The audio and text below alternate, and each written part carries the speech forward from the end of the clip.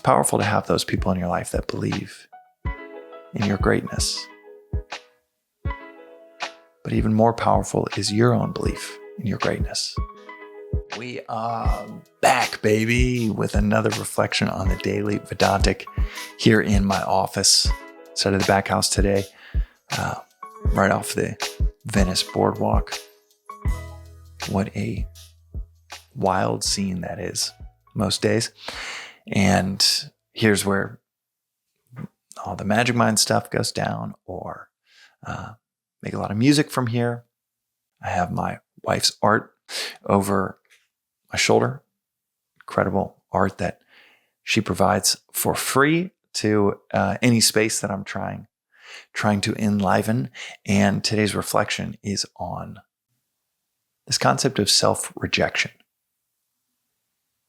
Our society talks a lot about self-acceptance, talks quite a bit about self-esteem or self-confidence. But it doesn't talk a whole lot about the negative side of things when it comes to our inner dialogue. Or even worse, our inner mindset that rejects potential right out of the gate before we even realize that it's been taken out of the option set. So often our self-rejection is so strong that it's like putting blinders on what we're capable of, to where we just have removed 359 degrees of visibility, thinking, no, I'm just not capable of that. I'm going to stay laser focused on this one little thing that I think I'm capable of, which is laughable because every one of us in our lives, from when we're an infant to now, you have made great, massive, significant strides learning to walk, to talk, a profession, learning social dynamics. Everyone has a life that is filled with massive progression, significant strides that they've made.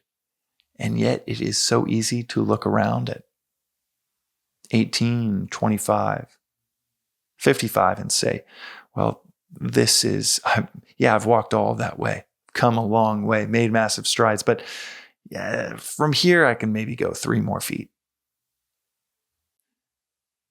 We think because we can't see our potential that we don't have potential. Did you see yourself walking or talking, or did you just have a natural proclivity to pick those up? The capacity was already there. It was just fulfilling destiny to do these seemingly simple things, but beneath the surface are incredibly complex. But then we find ourselves in a prison 5x5 with 3 square meals, and we not only don't realize we're in this prison of self-rejection, taking options completely off the table, rejecting ourselves before we even allow anyone else to reject us. But we get so comfortable we forget the bars are there. We think, oh, well, 3 square meals, that's not a bad life. Swami will say often that you're living in a prison with golden bars. And you think it's nice because the bars are made of gold. But it is a prison nonetheless. But the thing about self-rejection, this term is popularized and talked quite a bit by Henry Nouwen, the Dutch priest and Christian mystic. The thing about self-rejection is those prison bars are self-imposed. In a life where your past is littered with examples of significant strides made, isn't it peculiar that we find ourselves, myself included, thinking, well, yeah, I maybe got a little more potential in me. One of my mentors in the business side of things, he was on a podcast recently, and he had said that most parents suffer from the tyranny of low expectations, where they just have low expectations for their children. They don't realize that they have these low expectations. But then the children suffer from the weight, the tyranny of, well, my parents didn't really expect that from me. They didn't really expect me to clean my room. They didn't really expect me to learn to clean the dishes, to participate in making the dinner. So they don't do those things. What about the tyranny of low expectations we have within ourselves? The terrible tyranny of all tyrannies, where we negate or reject our potential or capacity so that no one else will, way before anyone else even could. Because that is so painful.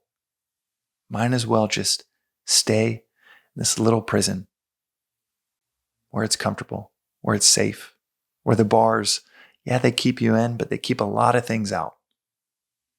Socrates had a quote that, what a shame it is for a man to reach the end of his life never knowing the capacity of the human body. What a shame it is for us to reach the end of our lives never knowing the capacity of ourselves. And as long and as hard as it is to develop a body, takes a whole lot of constant, consistent dedication to develop our body.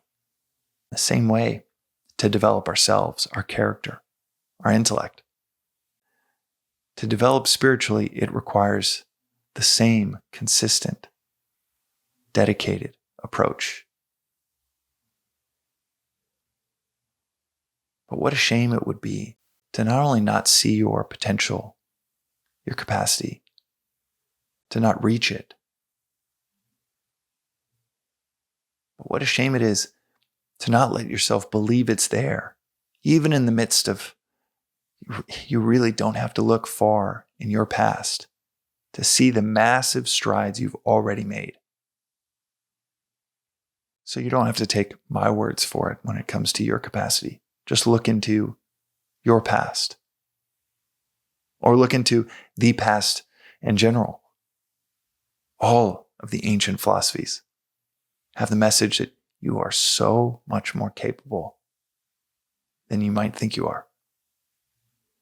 So whether it's your past or the past, it is not just me saying that in the same way your destiny was to walk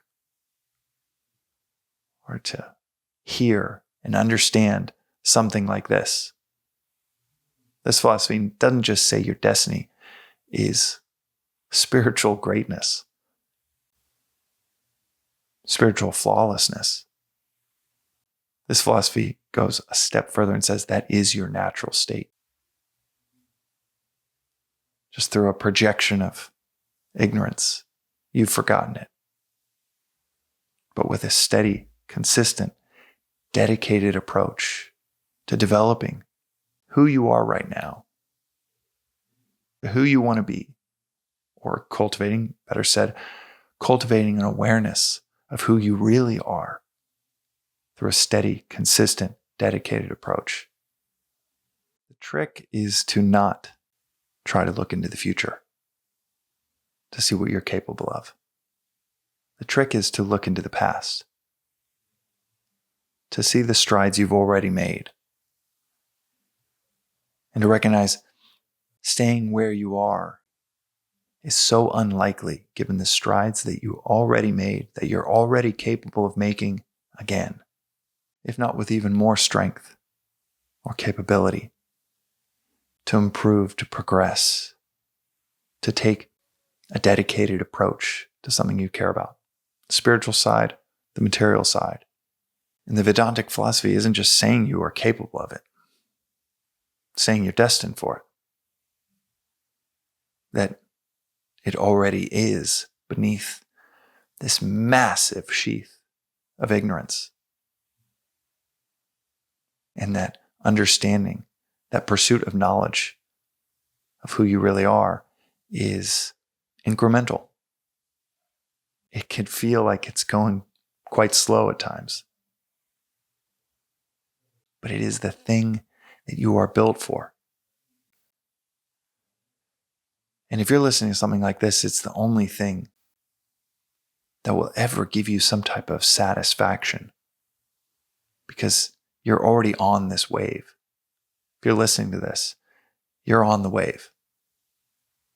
And knowledge of yourself,